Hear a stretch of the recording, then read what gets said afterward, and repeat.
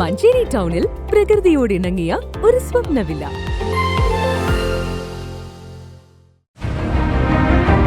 നിങ്ങളുടെ വീടിന്റെ വാഷ്റൂമുകൾ ഇനി ഗ്ലാമർ റൂമുകളാക്കാം സെറ സ്റ്റൈൽ ഗാലറിയിലൂടെ. Sera style gallery near cooperative college, Manjeri.